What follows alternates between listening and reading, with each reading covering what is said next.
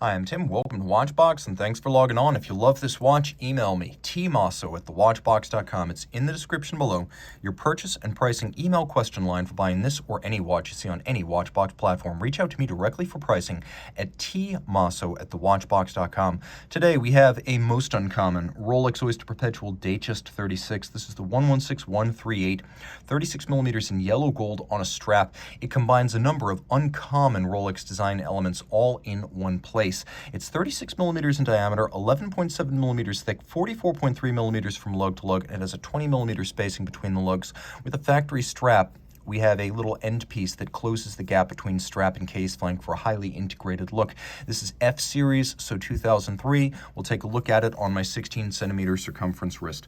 The watch wears well. As you can see, super slim across the wrist. It's suitable for a wrist as small as 13 centimeters circumference. It is a dress style watch. It will fit underneath the cuffs, so no issues there.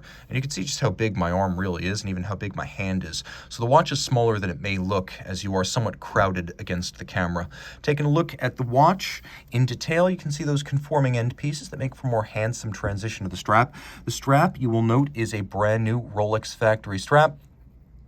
On the top, semi-gloss, large rectangular scale alligator leather in black. There's some bolstering to give it volume. Rolex uses a folded edge and a monotone stitch.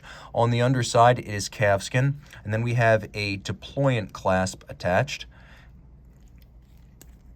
And you can see that this watch has a nice sharp snap when you close it. So while a lot of older Rolex folding clasps are actually friction fit, you can see there's a beak and a hook in here.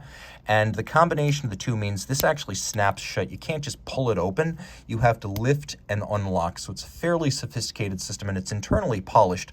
So they put some effort into this. It is not a default design. It is not an entry-level model.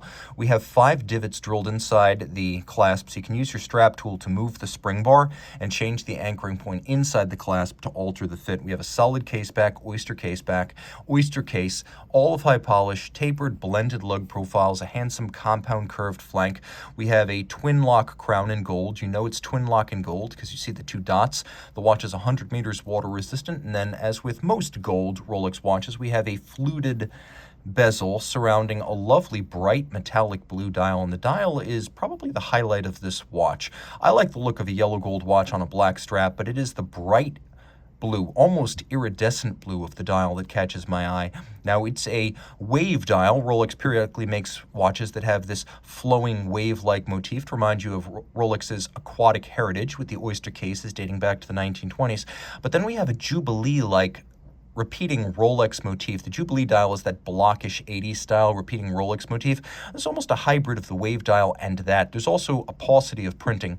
We have Rolex, and guys, that is it. You will not find any other printing on this dial. It is super clean, and that's about as spare as any Rolex dial ever made. Now, you might argue that there is actually an overabundance of printing, but it is all of one word, the name of the brand. What you don't see is Swiss-made, officially certified, superlative chronometer. There's none of that. It's a very unusual look for Rolex.